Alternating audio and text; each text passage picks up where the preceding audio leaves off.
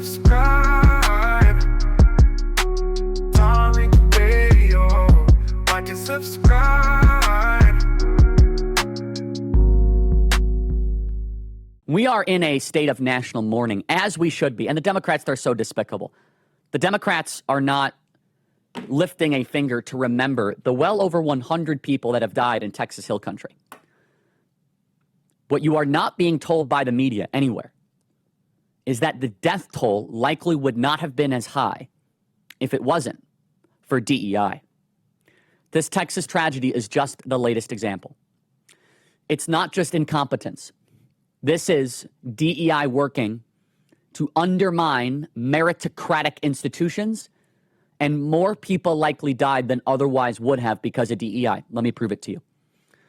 In 2014, the Obama administration sued the Austin Fire Department, about 11 years ago, fire union, for supposed racial discrimination, resulting in a settlement. So the Obama administration was so worried that the fire department in Austin, Texas was racist, because, when you're putting out fires, you got to make sure that you have a diverse fighting force. All jokes aside, well, the pressure was on the city to prove its diversity credentials. So a few years later, they picked Joel Baker as their first black fire chief. He announced right away that promoting diversity is one of his top priorities. They brought him in from Atlanta, and his priority was not putting out fires or being prepared for floods. No, his priority was to make sure that the fire department was blacker. All right, we in the building. What's going on, guys? We are in the building, ladies and gentlemen. Round of applause to you. Respect to the law. Respect to the law. Glad to have y'all in here, everybody. We're ready to chop it up on the tap in. Hope you guys are having a great week so far. There's a lot of things we're going to cover on this tap in. So it would behoove everybody to give me a nice retweet. That would be absolutely phenomenal if I can get that retweet from everybody. And before I get started, I got to give a shout out to some of the regulars in here as I scroll down very quickly. I'm not going to take too long. I just got to shout out some familiar faces. Zuri Ali, 7. Court, where you been hiding, dear? I ain't seen you in a minute, Court. We have Brother Monsoon in the building, FBA Law, Monisha P. We have Jalan, we have Roger, we have Ice Cole, we have Rhonda, Miss Skyline, we have Ty Powell, Michi God, Brother Randy in the building. We got Yapa, Rashonda, and the legendary, the Tethanator in the building. So glad to have everybody in here, family. Oh, boy, we got so much to cover. I didn't do my broadcast last night because I was traveling. I finally made it back home from Montana. We hit like 3 states. We were in Montana, Wyoming, and Idaho.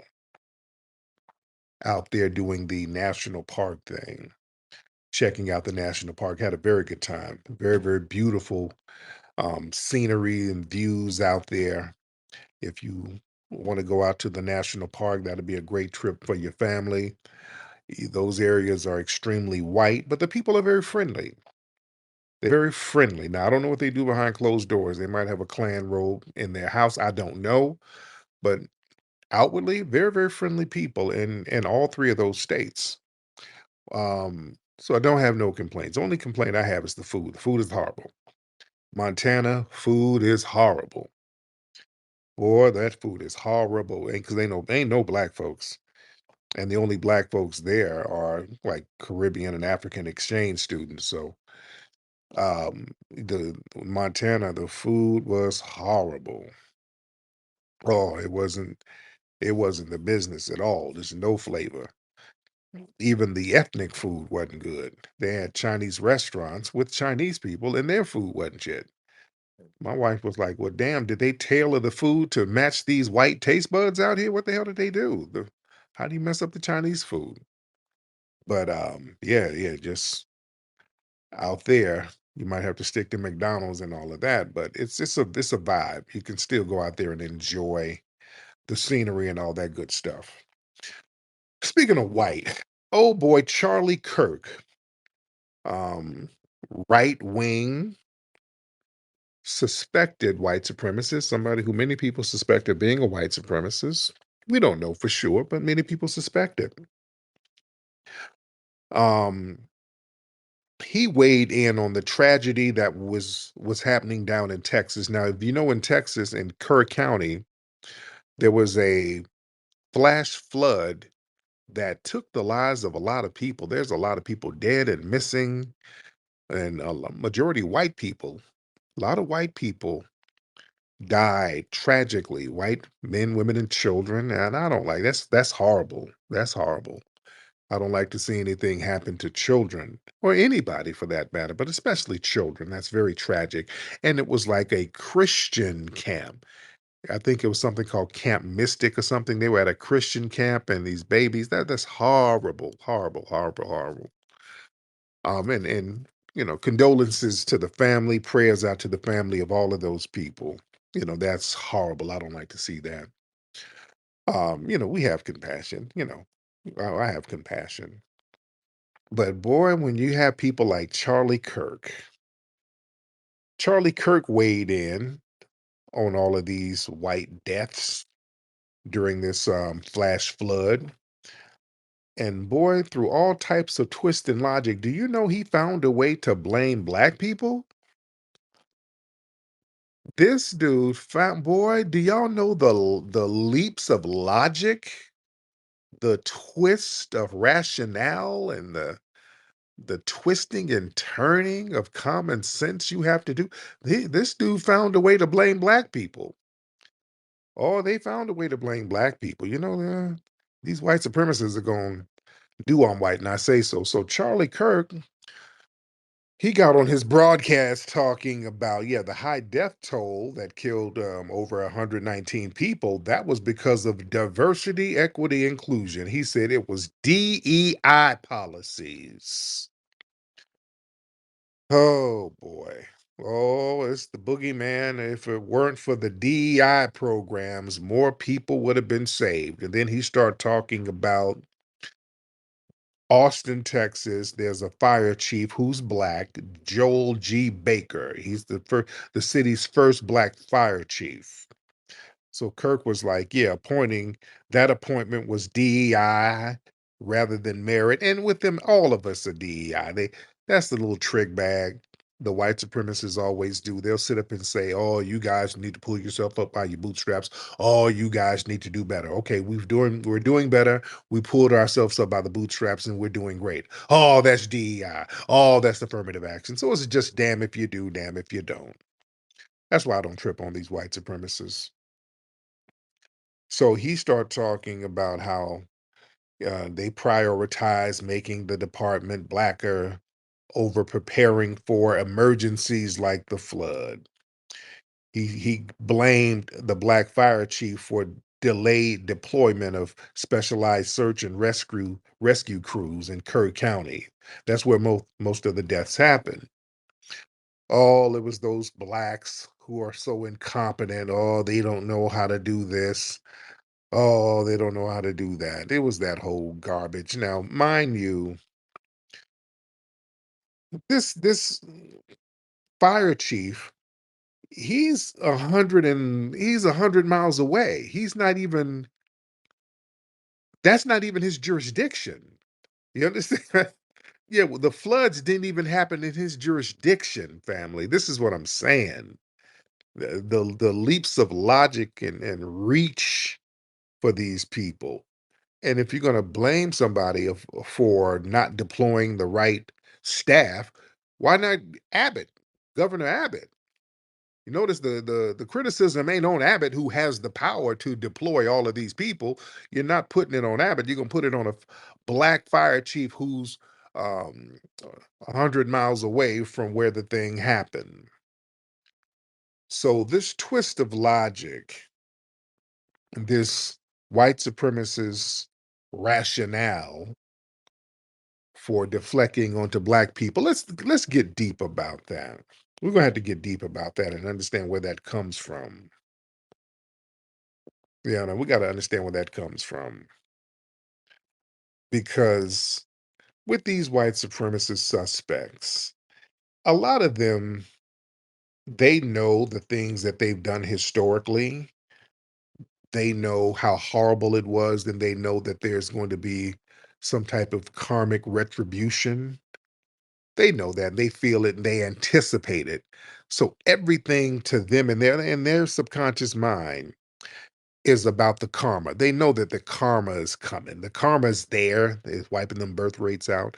So the people like Charlie Kirk and these suspected anti-black racists, when things like that happen, people like Charlie Kirk, they think all of those white people being taken out by a natural disaster, in their subconscious minds, they feel like that's a form of karmic punishment for their own history of white supremacy. So what they do, they just start projecting blame onto black people.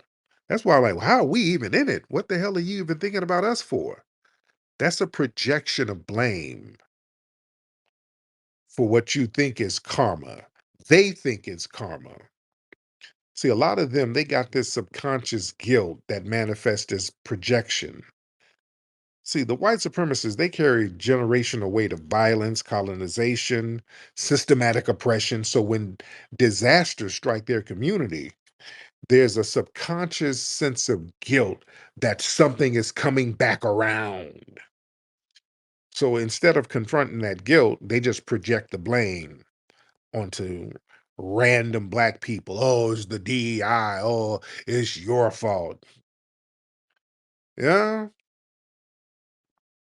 And DEI, that's a scapegoat. That's nature's indifference. Come on now. This is they can't fight or rationalize natural forces like floods. You can't fight the flood. You can't fight nature, but you got to understand something. The white supremacists look at nature and black people being one of the same. We are nature's people. We are a natural people. They look at nature and us as one and the same. You understand? Melanin is nature. We are of the earth. We are of this planet. We are one with the planet. We have respect with the planet. That's why we had hoodoo where we interacted with plants and we understood the properties of plants and roots. We became one with the nature. That's what George Washington Carver, our great scholar, he said he could talk to the plants and the plants could talk to him, meaning he had some kind of connection with plants. We all had that. A lot of us had that, especially coming out of slavery and during slavery, working, we were and have been always a spiritual people, and we were an agrarian people, so we were connected. So they can't fight nature like they want to. They try. They try to control nature, with hurricane making machines and little. They try their best to dibble and dabble with nature, but nature is nature. The universe is still going to show them who's the most powerful. So they can't really go after nature like that. So they're going to go for the human targets who represent nature. And all that DEI, we know that's a code word for black people. That's their scapegoat. DEI, that's supposed to be symbolic of black advancement and racial displacement to a certain degree. So if tragedy occurs under a quote DEI led administration, it must be black people's fault without any regard of logic whatsoever. You see? So the thing is, another thing, these people, they got this historic belief in divine whiteness that they've created for themselves. They think that these white supremacists hold on to their little belief that whiteness is divinely protected and favored by God, which they know is cap. So when nature devastates white lives, it violates their core myth. So to maintain their worldview, they got to invent a narrative. Well, this happened because of diversity, not because we did anything wrong. Yeah. And they like to associate blackness with chaos and punishment. In the white supremacist psychology, blackness is always equated with chaos, destruction, or wrath. So when floods, storms, fires, any of that stuff, it starts destroying white communities. They subconsciously assign the energy of destruction to blackness, even if no black people were involved. Yeah, they'll refer to these things as active violence. Yeah, you understand? Just like when there's hurricanes and tornadoes and natural disasters in other cities, what's the first thing these people start worrying about? What are black people gonna start looting? Oh, well, let's keep the eyes on black people. Oh, look at them. Oh, they ran up and stole toilet paper. Oh, look at them savages. You know? But these people, they fear, they got a fear of a natural reversal of the hierarchy. See, floods and disasters. See, I've said this before. The white supremacists are very sensitive about natural disasters. Natural disasters, but they're very sensitive about that because see, white supremacy itself is a very fragile system. It's a powerful system. Let's be clear, it is very powerful, but it is extremely fragile. Why is it fragile? Because it's built on lies. Is built on complete lies. And the white supremacists, in order to maintain white supremacy, they have to keep lying all the time. You people are this, you people are inferior. Oh, I did this study and it shows that you got a gene that makes you violent. Oh, you people, oh, you get the welfare per capita, per capita, per capita. Everything is about lies, lies and deception, which is a weak foundation. See, the foundation of white supremacy is weak because anything built on lies is weak. Anything built on something deceptive is weak. The foundation of anything has to be built on truth. Truth is a foundation within itself. Truth keeps things grounded. When things are built on truth, when things are built on honesty, when things are built on integrity, they will last longer. You understand? And a system built on a myth that isn't true is always in a state of insecurity. It's like the Wizard of Oz. The Wizard of Oz, and the great movie and a great metaphor in the movie. In the Wizard of Oz, there was this make believe fake land with all of these monsters and weird characters and all of this stuff, blind monkeys, and just all this stuff. And it was really being controlled by a timid little scared man behind the scenes. See, that represents white supremacy. That represents white supremacy. And these people are very sensitive about the house of cards falling down.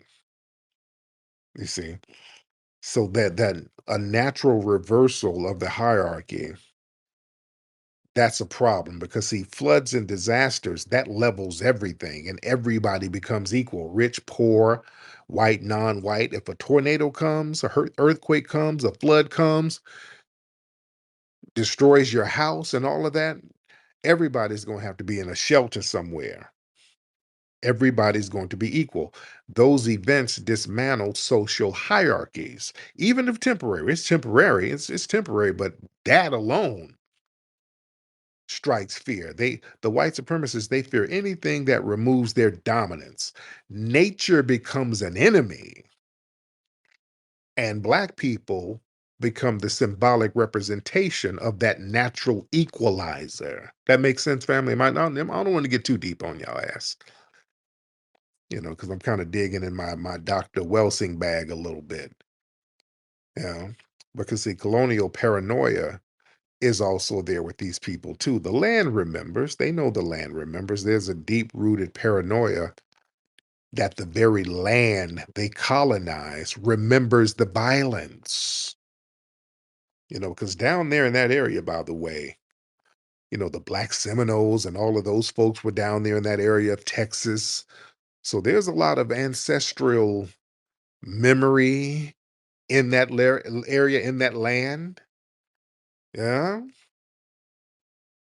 When you get with, I tell you, when y'all get around that water, we were enslaved around that water. I keep telling y'all there's energy around that water where ancestors of foundational Black Americans were.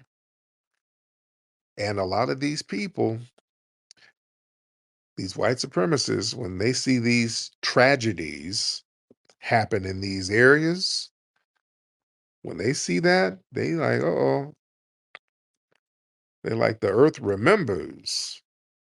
And they sense that the ancestral energies are retaliating. So instead of reconciling with that, they'll just misdirect that fear into, oh, these DEI Negroes, oh, they're so woke. Just irrational as hell. That'll make no sense.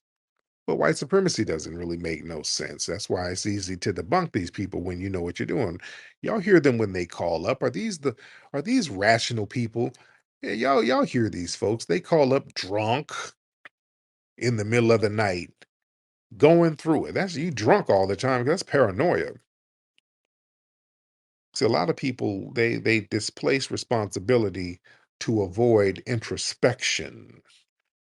See, to reflect on why these disasters happen, that means confronting issues like climate change, zoning, wealth inequality, lack of infrastructure.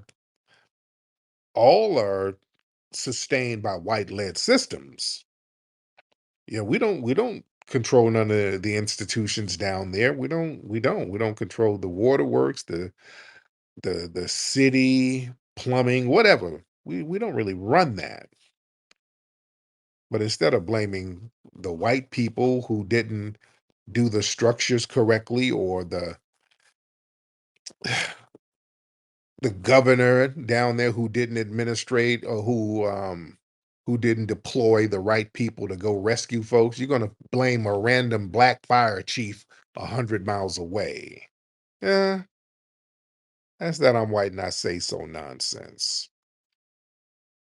And see, there's a psychic link between nature and racial anxieties. The white supremacists, they've long demonized black people as being too close to nature, primitive, animalistic. You see, that's another word for you. Just you Negroes are too natural. So when nature lashes out, there's like a subconscious rationalization of the disaster itself.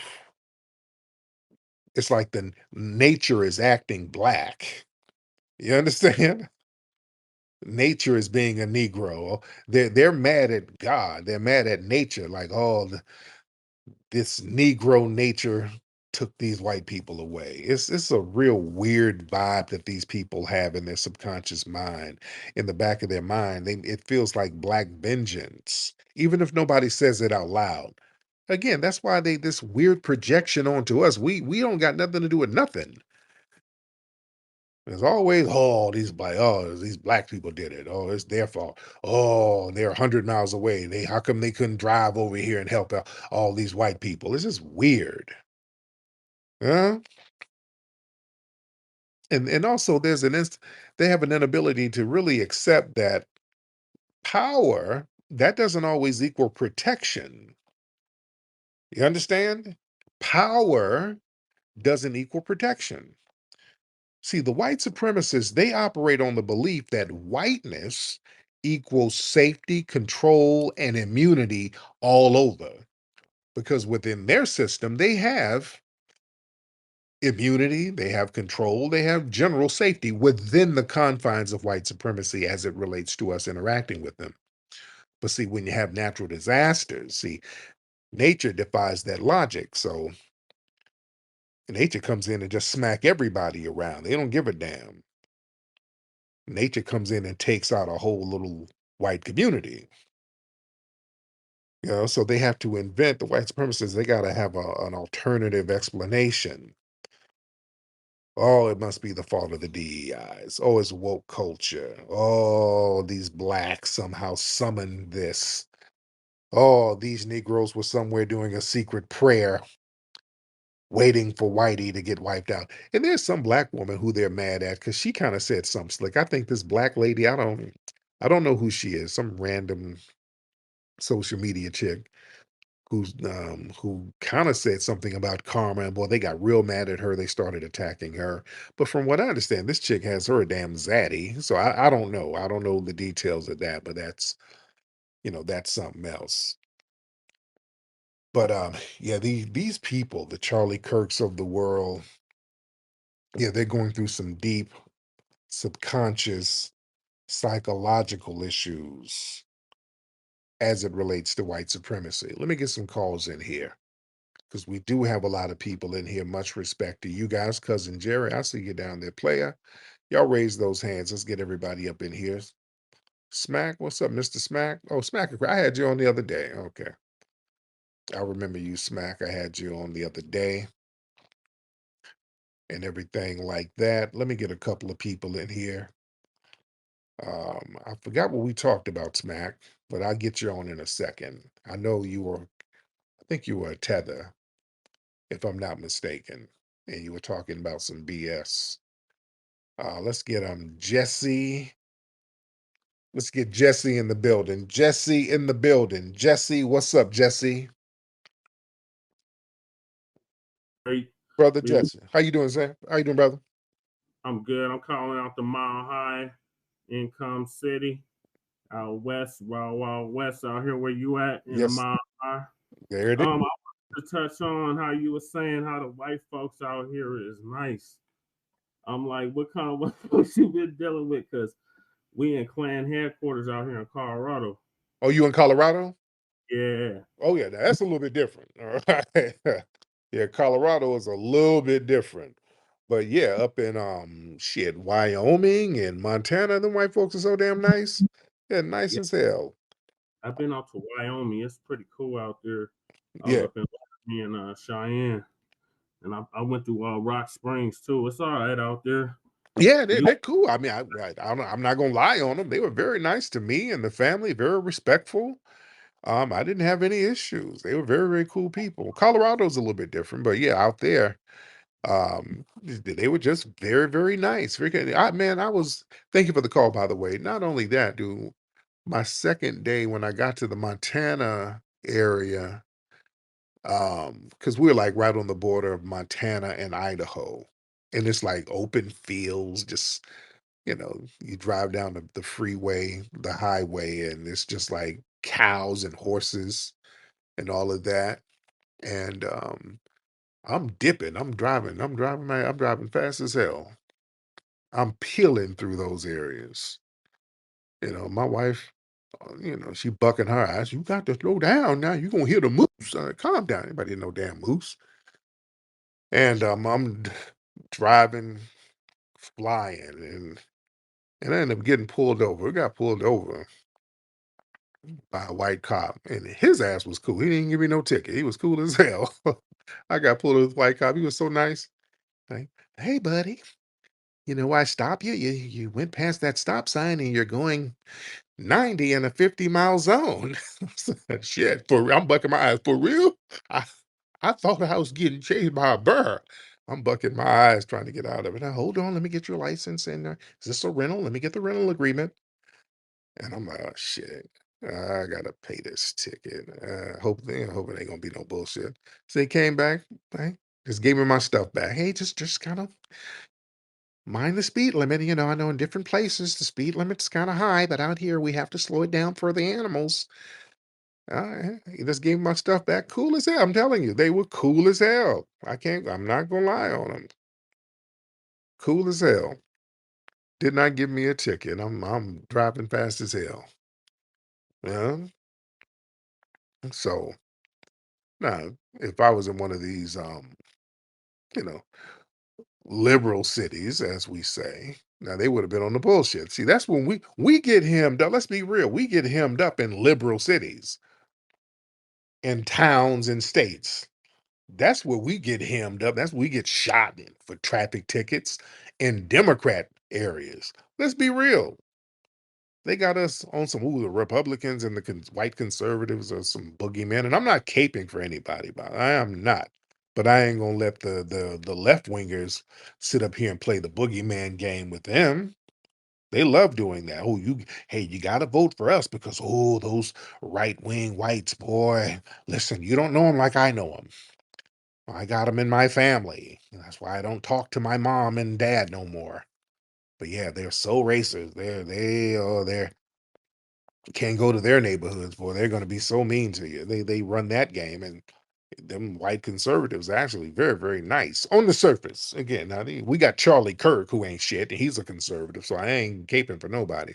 But just on the surface, a lot of them are actually cooler than a lot of the left wing, because you name some of these high profile instances or incidents when black folks then got shot in the back and all this stuff by the police, and unarmed kids getting shot.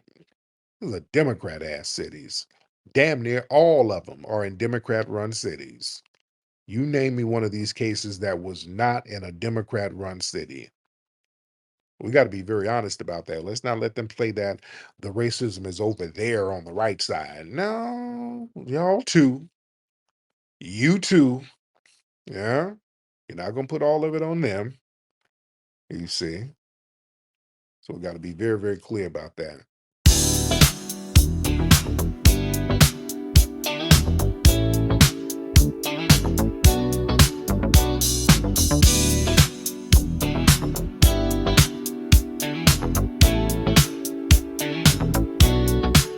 That's that root work flavor, bold and divine.